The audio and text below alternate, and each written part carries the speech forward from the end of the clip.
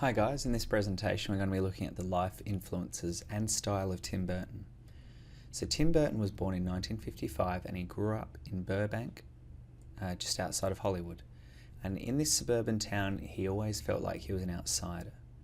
Now the reason that we look at this is so that we can start to understand and unpack Tim Burton, what he was trying to do, what has shaped him to be the person that he is today, because we are all an impact of our yesterdays. And so what is it that made him the person he is today, and why does he want to share that particular style that he does with us? And we can already see that growing up as an outsider, a lot of his protagonists are outsiders, and he explores that. So from a young age, Burton was mesmerised by popular culture and loved sci-fi and horror films. Vincent Price was a particular hero of his, and while others may have been looking to sporting heroes, Burton was looking to horror actors for his. And Vincent Price features in Edward Scissorhands as the creator of Edward, and he also narrates the short film Vincent. Burton developed Vincent while at Disney as an apprentice animator. He also worked on some concept art for some films. I don't think any of it was used. And Disney fired Burton under the pretext of his spending the company's resources doing films that would be too dark and scary for children.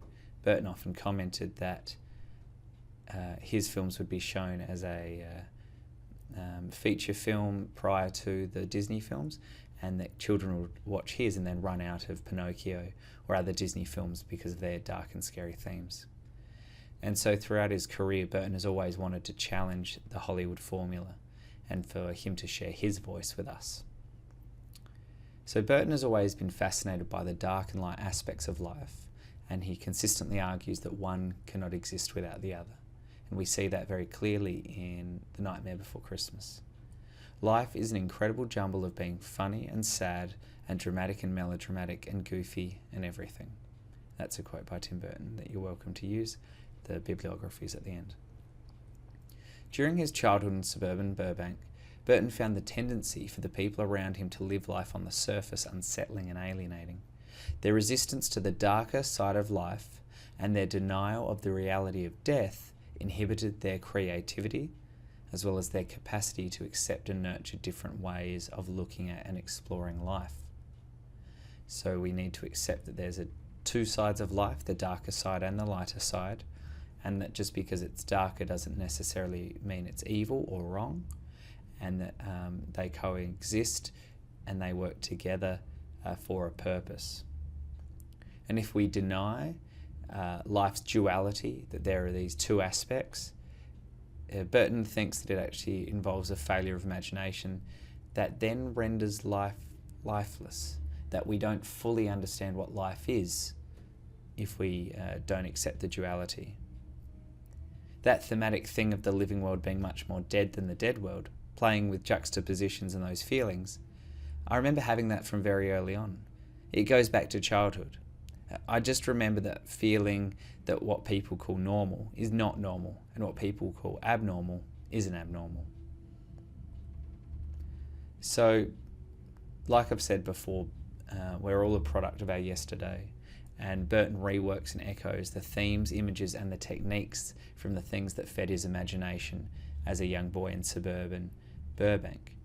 And so things like Japanese monster movies, B-grade horror, science fiction films, Dr. Seuss picture books.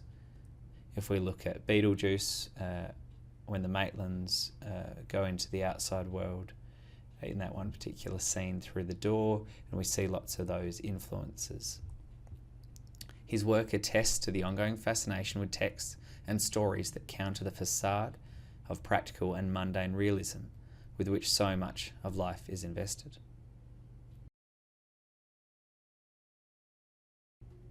Okay, so if we move on to influences Gothic tradition. So if we think about this Gothic tradition idea as not just something that's historical, but something that has influenced Burton and who he is today. So in the 17th and 18th century, there was something called the Enlightenment, where people were challenging the ideas of the traditional teaching, generally the traditional Christian teaching of the time. And the thinkers of the Enlightenment sought to shed light on the reason into the darkness of magical and superstitious beliefs. People were curious. People wanted to know more. If we didn't come from God, what is this other side? The Gothic tradition is present in architecture and literature, and that grew out of the reinvigorated interest in the aspects of experience that refuse to succumb to the rule of reason, the things we can't fully understand. Now, just because we can't understand something, should we ignore it?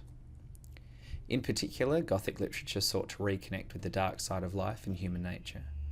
And it offered readers extremes of emotion, a chance to experience the thrill of terror, and a glimpse of chaos that constantly threatens the order that we seek to impose in our lives. And we see that in Burton films regularly. So that's all the information for today. So look at that, unpack it, go back over the parts that you might not be sure of, and we'll talk about it next lesson.